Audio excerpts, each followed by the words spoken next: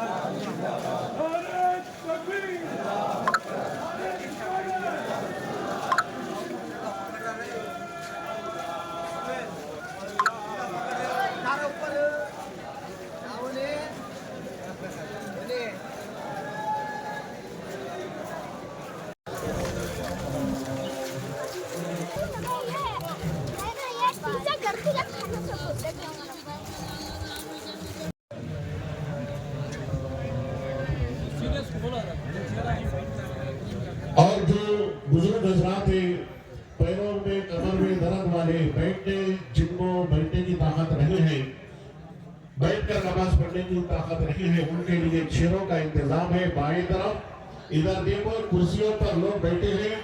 बुजुर्गों से गुजारिश करता हूँ, ಈ ಶುಭ ಸಂದರ್ಭದಲ್ಲಿ ಆಯೋಜನೆಗೊಂಡಿರತಕ್ಕಂತ ಈ ಪ್ರಾರ್ಥನಾ ಮಂದಿರದ ಈ ವ್ಯವಸ್ಥೆ ಒಳಗೆ ಆಯೋಜನೆಗೊಂಡಿರತಕ್ಕಂತ ಈ ಕಾರ್ಯಕ್ರಮದಲ್ಲಿ ಭಾಗವಹಿಸಿರ್ತಕ್ಕಂಥ ತಾಲೂಕಿನ ದಂಡಾಧಿಕಾರಿಗಳು, ತಹಸೀಲ್ದಾರ್ ಸಾಹೇಬರು ಆದಂತಹ ಸಂತೋಷ್ ಕುಮಾರ್ ಸಾಹೇಬ್ರವರೇ, ನಗರಸಭೆಯ ಆಯುಕ್ತರವರೇ ಮತ್ತು ಡಿಎಸ್ಪಿ ಸಾಹೇಬ್ರೆ, ರಕ್ಷಣಾ ವೇದಿಕೆಯ ಮುಖ್ಯಸ್ಥರಾದಂಥ ಹೇಮಂತ್ ರವರೇ, ಸಮಾಜದ ಎಲ್ಲ ನನ್ನ ಆತ್ಮೀಯ ಹಿರಿಯ ಕಿರಿಯ ನನ್ನ ಆತ್ಮೀಯ ಬಂಧುಗಳೇ, ಇದೊಂದು ಭಗವಂತ ಸೃಷ್ಟಿ ಮಾಡಿರ್ತಕ್ಕಂಥ ಪವಾಡಗಳಲ್ಲಿ ಒಂದು ಅದ್ಭುತವಾದಂತ ಪವಾಡ ಅಂತ ಹೇಳಲಿಕ್ಕೆ ನಾನು ಬಯಸ್ತೇನೆ. ಇಡೀ ಪ್ರಪಂಚದಲ್ಲಿ ಮಾನವ ಜನ್ಮಕ್ಕೆ ಆ ಭಗವಂತ ದಾರಿದೀಪ ಮಾಡಿಕೊಟ್ಟಿದ್ದಾನೆ,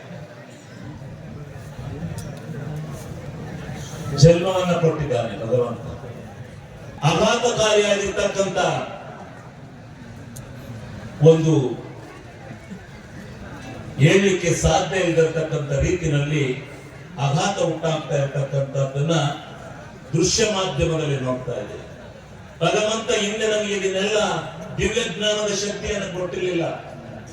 ಯಾರೋ ಋಷಿ ಮುನಿಗಳಿಗೆ, ಯಾರೋ ತಪಸ್ವಿಗಳಿಗೆ, ಯಾರೋ ತತ್ವಜ್ಞಾನಿಗಳಿಗೆ ಮಾತ್ರ ಯಾರು ಆ ಭಗವಂತನ ವರಿಷ್ಠತರ ಅವರಿಗೆ ಕೊಟ್ಟಿದ್ರು. ಆದ್ರೆ ಈಗ ಭಗವಂತ ಏನ್ ಮಾಡಿದ್ದಾನೆ, ಇಡೀ ಮನುಕುಲಕ್ಕೆ ಕೊಟ್ಟಿದ್ದಾನೆ.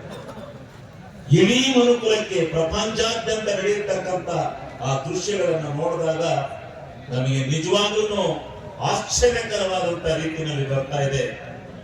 ಇಷ್ಟಕ್ಕೆ ಮಾತ್ರ ಈ ಭಗವಂತ ಜನ್ಮ ಕೊಟ್ಟೆ, ಈ ಜನ್ಮ ಸಾರ್ಥಕವಾಯಿತೆ ಅಂತಕ್ಕಂಥದ್ದನ್ನ ಜ್ಞಾಪಕ ಮಾಡಿರ್ತಕ್ಕಂಥ ರೀತಿಯಲ್ಲಿ ಇವತ್ತು ಎಲ್ಲಿ ನೋಡಿದರೂ ಆ ಶಾಂತಿಯ ವಾತಾವರಣ ಸೃಷ್ಟಿಯಾಗಿ ಈ ಮನುಕುಲಕ್ಕೆ ನೆಲೆಯಲ್ಲಿ ದಿಕ್ಕಿಯಲ್ಲಿ ಅಂತಕ್ಕಂಥದ್ದನ್ನ ಸೃಷ್ಟಿ ಆಗ್ತಾ ಇದೆ.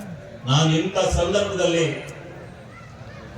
ನಾನು ಆ ಭಗವಂತನನ್ನ ಪ್ರಾರ್ಥನೆ ಮಾಡ್ತೇನೆ, ಇಲ್ಲ ಈ ಮನುಕುಲ ಶಾಶ್ವತವಾಗಿ ಈ ಭೂಲೋಕದಲ್ಲಿ ಇರಬೇಕು. ಈ ಮನುಕುಲದಲ್ಲಿ ಯಾವ ರೀತಿ ಈ ಮನುಕುಲ ಅಂತಕ್ಕಂಥದ್ದನ್ನ ನೀನು ಸೃಷ್ಟಿ ಮಾಡಿ ಈ ಭೂಲೋಕಕ್ಕೆ ಕಳಿಸಿದೆಯೋ ಅದನ್ನ ಎಲ್ಲ ರೀತಿಯಿಂದ, ಎಲ್ಲರ ಶೋಧನ ಭಾವದಿಂದ ಪ್ರತಿಯೊಬ್ಬ ಮಾನವರು ಒಂದು ಅಂತಕ್ಕಂಥ ಕೀರ್ತಿಯನ್ನು ತರ್ತಕ್ಕಂಥ ನಿಟ್ಟಿನಲ್ಲಿ ಪ್ರಾಮಾಣಿಕವಾಗಿರ್ತಕ್ಕಂಥ ಪ್ರಯತ್ನವನ್ನ ಭಗವಂತ ನೀನು ಕೊಡು.